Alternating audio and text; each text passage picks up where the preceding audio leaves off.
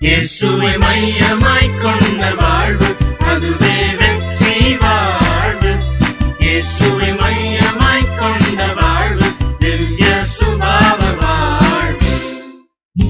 வெற்றி வாழ்வை தேடி ஓடி நாடி அலைந்திடும் நண்பா, கானல் நீரை தேடுவது போல் இயங்கியிருப்பது என்ன?